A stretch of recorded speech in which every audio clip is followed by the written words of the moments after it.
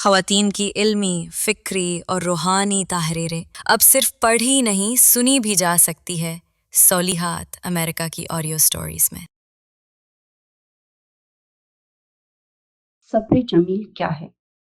تحریر کلثوم ثاقب۔ اس مضمون میں مصنفہ نے قرآن مجید میں انبیاء علیہ السلام کے واقعات کو اپنے غور و فکر کا محور بنایا ہے، پھر ان قصص میں صبر جمیل کے تصور کو سمجھنے کی کوشش کی ہے۔ مصنفہ نے اس فہم کا ہمارے روزمرہ مسائل پر بہت خوبصورتی سے اطلاق کیا ہے۔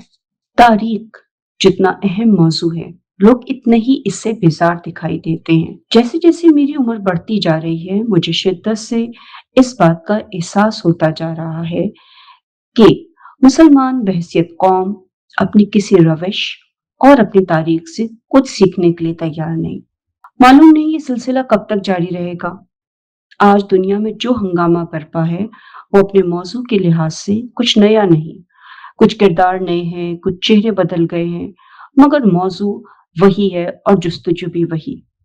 میں زیادہ پیچھے نہیں جاتی، اپنی نوجوانی کے ہی زمانے کو یاد کر لیتی ہوں۔ 9/11 میری یادداشت میں آج بھی پوری شدت کے ساتھ محفوظ ہے۔ کراچی میں بیٹھ کر میں نے ٹی وی پر وہ تمام نشریات دیکھی تھی اور پھر اس کے بعد آنے والے ہر دن میں جذباتی تقریریں، تحریریں، اخبارات کی چیخ و پکار، معصوم جانوں کا ضیاع، یہ سب کچھ میری یادداشت میں آج بھی پوری طرح نقش ہے۔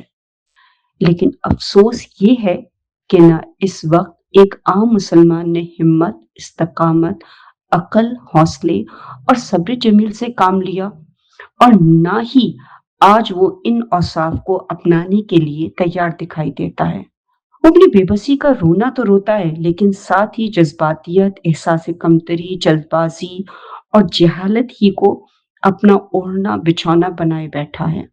اس وقت نوجوانی کے زمانے میں نے خود قرآن کو ترجمے کے ساتھ ایک بار بھی پوری طرح نہیں پڑھا تھا، لیکن اب پڑھ چکی ہوں۔ اسی لیے آج جب لوگ اپنی جذباتیت کے حق میں قرآن سے استدلال کرنے کی کوشش کرتے ہیں تو میں انہیں یہ سمجھانا چاہتی ہوں کہ قرآن کو اپنی مرضی کے مطابق توڑ مروڑ کر نہ خود سمجھے اور نہ ہی لوگوں کے سامنے اسے اس انداز میں پیش کرے۔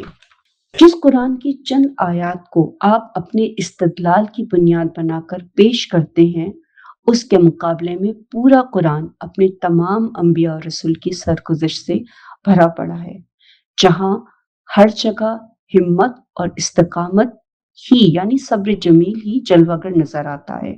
پھر وہ سرگزشت چاہے موسیٰ علیہ السلام کی ہو، لوط علیہ السلام کی، نوح علیہ السلام کی، صالح علیہ السلام، شعیب علیہ السلام کی، عیسیٰ علیہ السلام کی، یعقوب علیہ السلام کی، یا یوسف علیہ السلام کی، کیا کوئی ہے جو ان واقعات پر غور و فکر کرے؟ کیا کوئی ہے جو تاریخ کے ان اسباق میں اپنے لیے رہنمائی تلاش کرے؟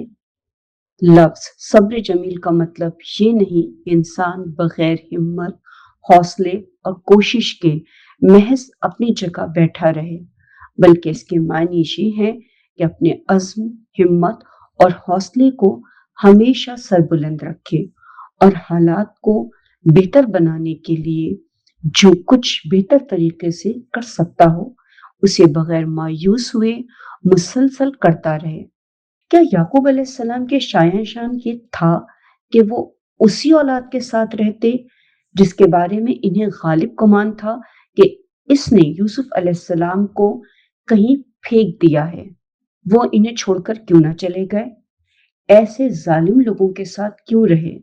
بنیامین کے بارے میں عہد کیوں لیا کہ وہ اس کا خیال رکھیں گے؟ یہ وہی اولاد تھی جو بڑھاپے میں اپنے والد کو تانے دے رہی تھی کہ آپ یوسف کے غم میں خود کو ہلاک ہی کر ڈالیں گے، لیکن اپنے جرم کا اعتراف ان کے سامنے نہیں کر رہی تھی۔ پھر یہی لوگ یوسف علیہ السلام کے سامنے الزام بھی لگاتے ہیں کہ بنیامین نے چوری کی ہے، تو یہ کچھ بعید نہیں کیونکہ اس سے پہلے اس کے بھائی نے بھی چوری کی تھی۔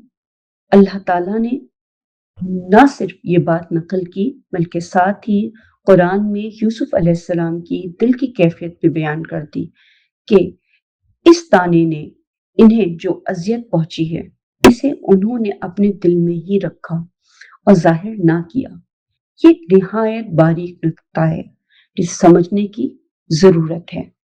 यूसुफ अलैहिस्सलाम सच्चे भी थे, नबी भी थे, हक पर भी थे और इस वक्त साहिबे इक्तदार भी थे। वो चाहते तो मुंह तोड़ जवाब दे सकते थे और अपने ऊपर ढाए गए हर जुल्म का बदला लेने की पूरी कुदरत रखते थे। और बज़ाहिर ये सवाल भी पैदा होता है कि क्या उन्हें ऐसा करने का हक हासिल ना था? फिर आखिर कौन सी चीज थी जिसने उन्हें सब्र, हिम्मत, अक्ल और इस्तकामत के साथ मामला करने पर आमादा किया? मैं समझती हूँ कि इसका जवाब सब्र जमील ही में पोशीदा है। फिर मूसा अलैहिस्सलाम की जिंदगी की तरफ देखिए। अल्लाह सुब्हानो तआला उनसे हम कलाम है, मगर मूसा अलैहिस्सलाम ये नहीं कहते कि बस अल्लाह मेरे साथ है, लिहाजा फिरौन के जुल्म और इसकी कुव्वत से क्या डर, बल्कि वो अपने जहन में उठने वाले हर खदशे को अल्लाह के सामने रख देते हैं। क्या वो नहीं जानते थे कि अल्लाह उनके दिलो दिमाग की हर सोच से वाकिफ है? यकीनन जानते थे। अल्लाह ताला ने मूसा अलैहिस्सलाम से फरमाया कि ए मूसा, मैंने तो उस वक्त भी तुम पर एहसान किया था जब तुम एक नौमौलूद बच्चे थे और तुम्हारी माँ के दिल में ये बात डाली थी कि तुम्हें दरिया में डाल दे। मैंने तुम पर अपनी मोहब्बत का ऐसा परतौ डाला था कि जो तुम्हारा दुश्मन था और मेरा भी दुश्मन, वही तुम्हें पालने पर मजबूर हो गया। तो क्या अल्लाह ताला इस बात पर कादिर ना था कि आज भी मूसा अलैहिस्सलाम पर अपनी मोहब्बत का परतौ डाल देता, इनके गिर्द एक अनदेखा हिसार कायम कर देता और कह देता कि ए मूसा, फिक्र ना करो, फिरौन तुम्हें छू भी नहीं सकेगा। मगर ऐसा नहीं हुआ, बल्कि अब मूसा अलैहिस्सलाम को अपनी मेहनत, अपनी कोशिश, अपने सब्र, अपनी हिम्मत और अपनी इस्तकामत से रास्ता बनाना था। ऐसा क्यों ना हुआ कि मूसा अलैहिस्सलाम बनी इसराइल को जोश दिलाते, इन्हें कहते कि अल्लाह तुम्हारे साथ है, तुम बस फिरौन से टकरा जाओ, जो पत्थर हाथ में आए उठाकर मार दो और अल्लाह तुम्हारी मदद करेगा। मूसा अलैहिस्सलाम की पूरी सरगुज़श्त में एक बड़ा सबक पोशीदा है। अपनी तरबियत करो, अपने आप पर मेहनत करो, अपने घर और खानदान की इस्लाह करो और जब खुद को कुंदन बना लोगे तो अल्लाह की मदद को अपने करीब पाओगे। जिस मुसलमान कौम से मैं मुखातिब हूँ, इसे मैं पाकिस्तान में भी देखती हूँ और यहाँ भी, अमेरिका में भी, कि वो मस्जिद में अपने जूते तक करीने से उतार कर नहीं रख सकती है। इफ्तार के खाने के लिए कतार बनती है तो एक दूसरे के आगे निकलने की बेचैनी नुमाया नजर आती है, जब तक चंद रजाकार सर पर खड़े ना हो। हालांकि इनमें से कोई 4 दिन का भूखा नहीं होता और ना ही ऐसा होता है कि आखिर में जाने वाले को खाना कम मिलेगा या नहीं मिलेगा, मगर आदमी बाज औकात अपनी आदत का असीर होता है। ये जज्बाती नारे लगाने वाले, व्हाट्सएप पर पैगामात फैलाने वाले और खुद को मजलूम साबित करने वाले, यही वो लोग हैं जो अपने घर के बाहर कचरा फेंकते, गाड़ी चलाते हुए बिला वजह लोगों से बदज़बानी करते और फरावानी से झूठ बोलते हैं।